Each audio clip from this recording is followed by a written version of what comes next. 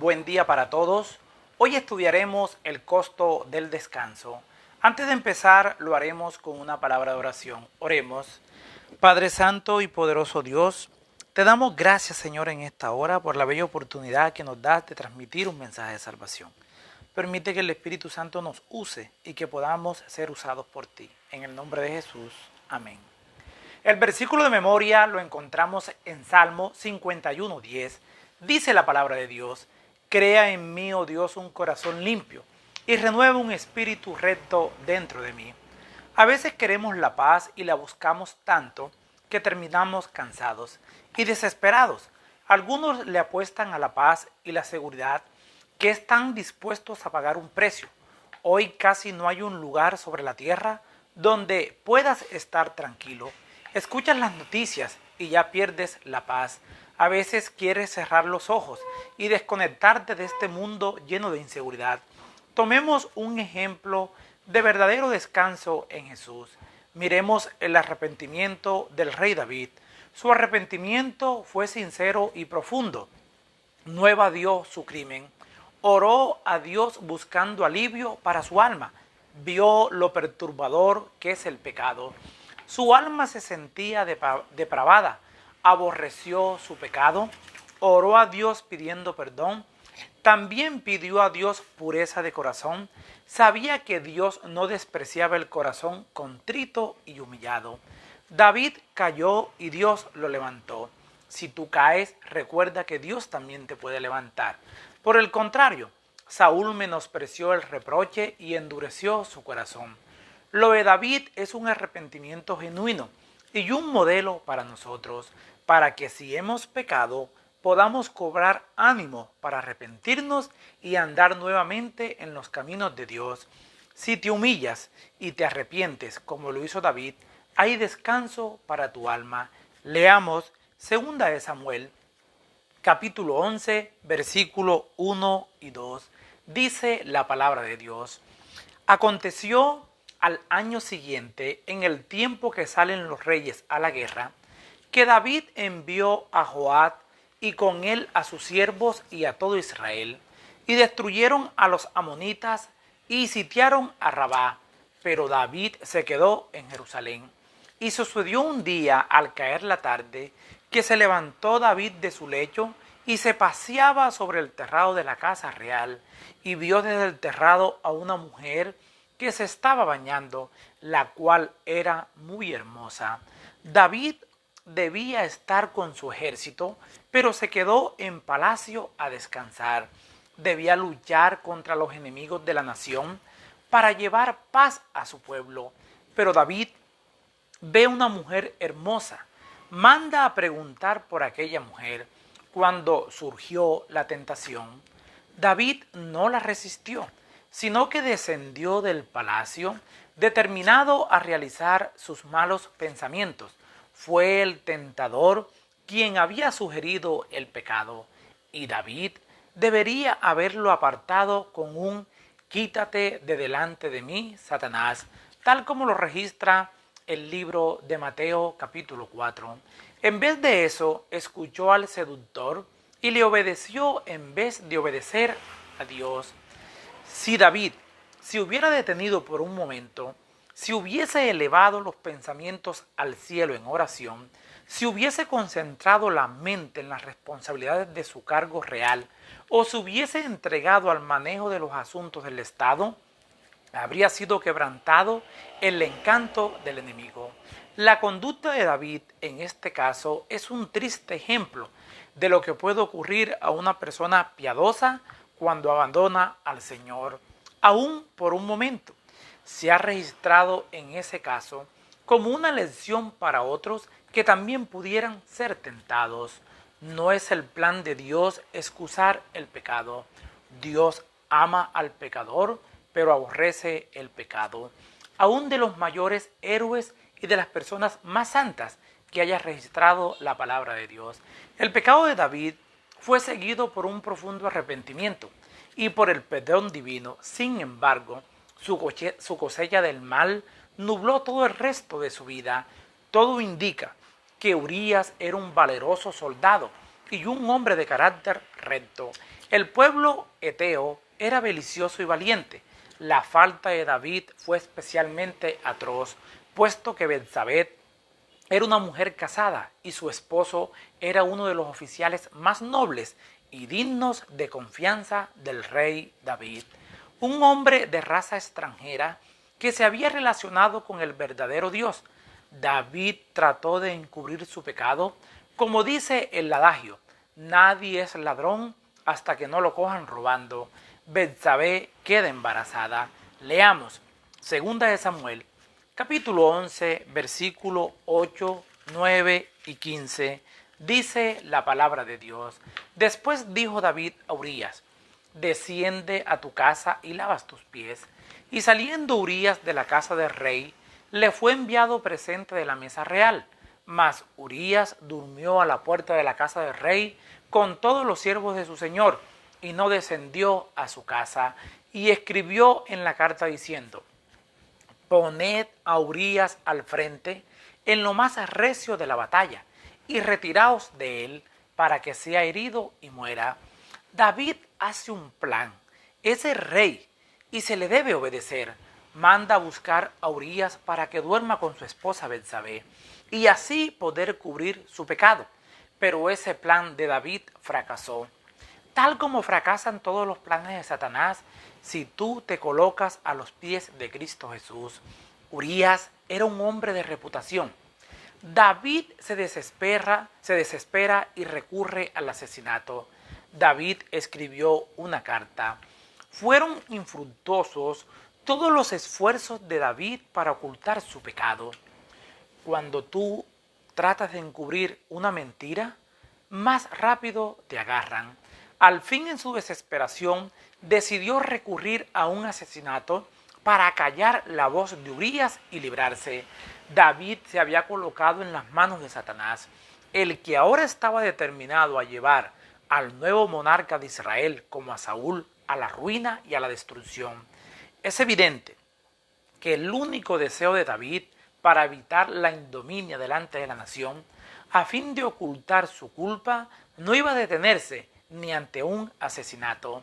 Con la muerte de Urías, podría llevar a Betsabé al palacio como otra de sus esposas y quedaría oculto el adulterio del rey.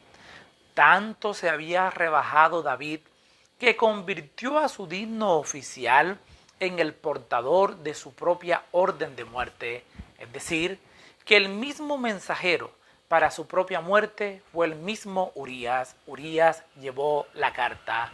¿El varón de Urías debía pagar el precio de la transgresión del rey? Cuando pecas y crees que todo está oculto, Dios tiene que intervenir. Leamos 2 Samuel, capítulo 12, versículo 1 al 5. Dice la palabra de Dios: Jehová envió a Natán a David, y viniendo a él le dijo: había dos hombres en una ciudad, el uno rico y el otro pobre. Pero el pobre no tenía más que una sola corderita, que él la había comprado y criado, y que había crecido con él y con sus hijos juntamente, comiendo de su bocado y bebiendo de su vaso, y durmiendo en su seno, y la tenía como a una hija. Y vino uno de camino al hombre rico, y éste no quiso tomar de sus ovejas y de sus vacas para guisar para el caminante que había venido a él, sino que tomó la oveja de aquel hombre pobre y la preparó para aquel que había venido a él.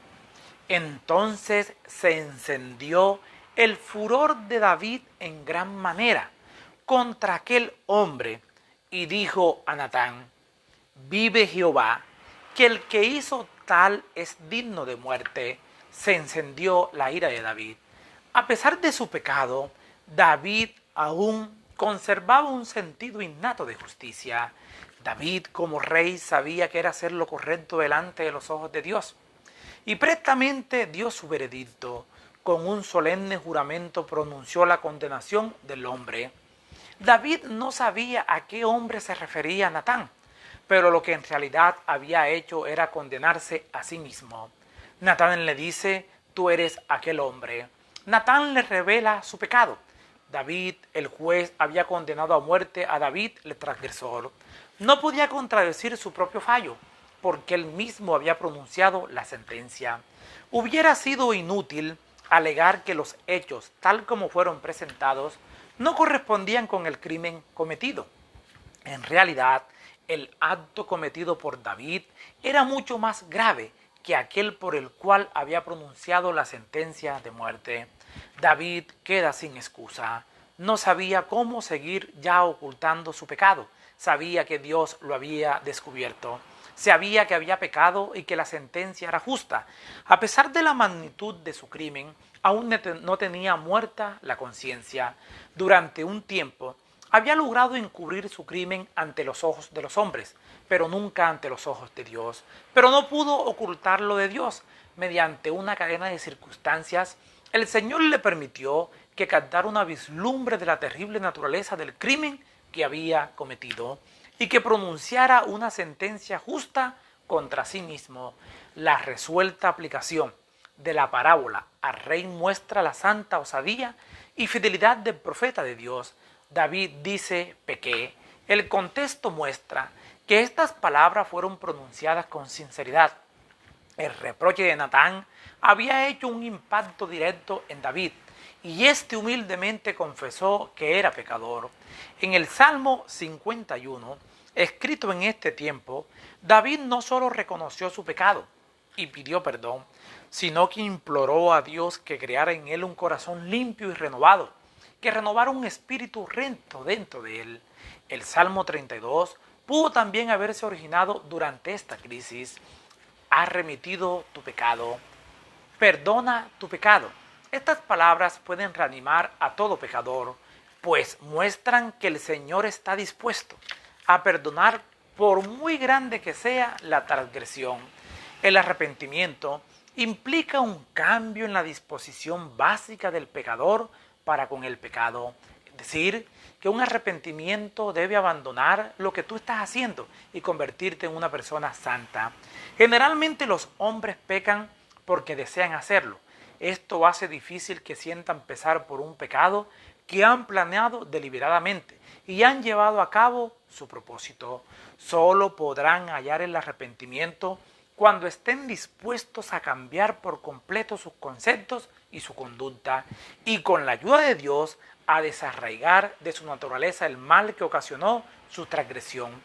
Cualquiera que solo tenga interés en recibir perdón por la transgresión pasada mientras que hace planes para repetir su pecado, el insincero busca el vano el perdón. Aunque David fue perdonado, el niño que esperaba a Betsabé moriría. A pesar de todo esto, comienza a comprender que la gracia de Dios cubrirá esa falta y que en algún momento de su vida se iban a acabar las consecuencias de su pecado. Mientras esas consecuencias pasan, puede hallar descanso para su conciencia en la gracia de Dios. David se refugia a los pies de Dios. David quiere renovarse y desea que Dios lo restaure. Si reconocemos nuestros pecados, allí estará nuestro Salvador para brindarnos descanso. Solo Jesús puede renovarte, limpiarte y lavarte. Si David, violando casi toda la ley, pidió la gracia del perdón divino, no hay pecado grande que Dios no pueda perdonarte a ti y a mí. Ve a los pies de Dios, que Él está dispuesto a perdonarte y también a restaurarte. Después de un grave pecado, esperamos algo nuevo. Leamos Salmo 51, versículo 7 en adelante. Dice la palabra de Dios: purifícame con hisopo y seré limpio. Lávame y seré más blanco que la nieve. Hazme oír gozo y alegría, y se recrearán los huesos que has abatido. Esconde tu rostro de mis pecados y borra todas mis maldades. Vuélveme el gozo de tu salvación y espíritu noble me sustente. David dice, hazme oír gozo. David anhelaba escuchar las dulces palabras del perdón divino, tal como lo registra Salmo 32, 1. Este era un deseo supremo. No me eches. Solo se puede encontrar la verdadera felicidad en la presencia de Dios. David sabía lo importante que es la presencia de su Santo Espíritu, aunque comprendía que sus pecados habían contristado el Espíritu Santo. David pedía que no fuera privado de la conducción de ese Espíritu. David no quiere vivir sin la presencia de Dios. Sin el Espíritu de Dios no hay poder. Sus victorias vendrán solo si Dios está contigo. No te engañes, sin Dios no somos nada.